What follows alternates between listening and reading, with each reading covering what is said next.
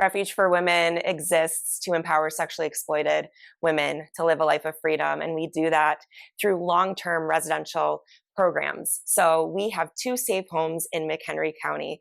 They are plopped down in neighborhoods throughout the county. You would never know driving past them. And survivors are living with us for 2+ years.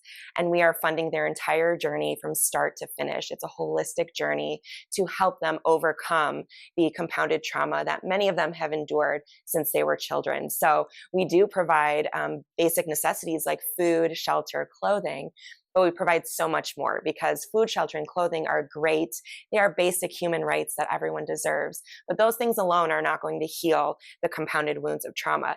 So we offer counseling, weekly and group, individualized counseling by licensed clinical staff to address those areas. About 90% of our survivors have a substance use disorder, so we are working with them on their recovery. If they don't have their GED or they want to go back to college, they can do that through Refuge for Women. And then we're pouring in life skills to them. We're teaching them financial literacy and budgeting, how to manage their money. We're working with them on legal services. Sometimes we want them to get their children back if that's possible. And then we want to get them a job in McHenry County in an area that they feel best suited for. And so at the end of the day, we want every woman to leave our program free from being someone else's property or object of pleasure in any way. And so that's our hope for our survivors.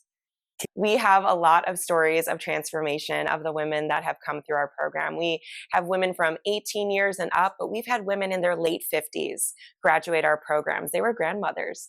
And so one of the main stories that sticks out to me is a graduate who came to us years of homelessness, years of deep, deep substance use disorder, living on the streets, separated from her family. And when she came through our program, now, after all these years later, she is still doing well. She bought a home in McHenry County. She was working here, and she ended up getting married to a good man, had babies, and went to school, graduated, and is now a certified alcohol and drug counselor. So she's doing peer-to-peer support with other survivors in the county and beyond. She's making waves in this area. Amazing. Now, the Lake in the Hills Rotary Club is a proud partner and proud supporter of Refuge for Women. Now, how has the Lake in the Hills Rotary Club's support made your work easier, stronger, or even more fun?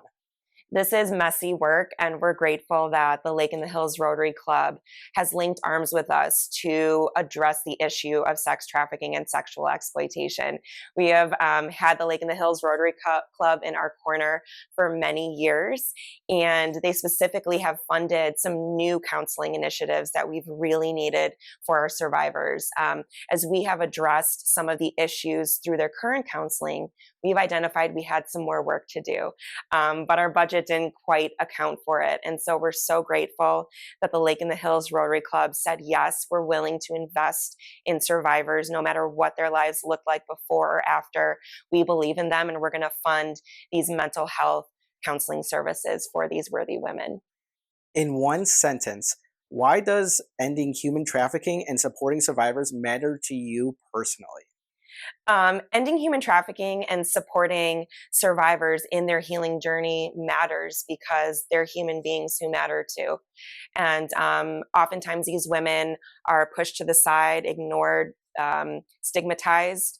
And we don't believe that. We believe that there's no expiration date for hope. And what would you say to someone watching this who thinks, this is not my problem, or someone else is going to support them, I don't think I need to get involved? Why should everyone in McHenry County specifically care? McHenry County should care because we are a county that collaborates and cares about the needs of our citizens. Unfortunately, human trafficking and sexual exploitation are happening here in our beautiful county, and we can't ignore it. The more and more that children have their phones and devices, our children are now susceptible to this issue. And so we're willing to also come in and train those in our community to help intervene before people ever have to come to Refuge in the first place. It is a long-term dream and goal of ours that our doors shut someday because the need is not there anymore, but we're not there yet. Now, if someone wants to get involved, let's say, donate, volunteer, or raise awareness for you and your organization, what would be the easiest first step that they can do right now and today? The easiest way you can get involved is by going to our website, which is refugeforwomen.org/Chicago. We have many opportunities to get involved. Of course, we're a nonprofit and all of our services are dependent on funding. So we can always use your financial gifts, but we will also gladly welcome your time, your talents as well. I don't know if I can say this, but we have one of our Lake in the Hills Rotary Club members that actually mows the lawn at our safe house. And so we love that there are multiple ways that people can offer their heart and their time and their passion. But yeah, hit up our website at refugeforwomen.org/Chicago. And what is one small habit people can adopt this week, today, to help break the cycle of exploitation in our own backyards? So for instance, someone sitting at home, what is something they can do continuously every day to help support your mission and exploitation? One way that people can help end sex trafficking is by ending the demand in the first place. And it's okay that it's uncomfortable, but we really have to reduce our consumption of sex. America is the #1 consumer and producer of sex worldwide.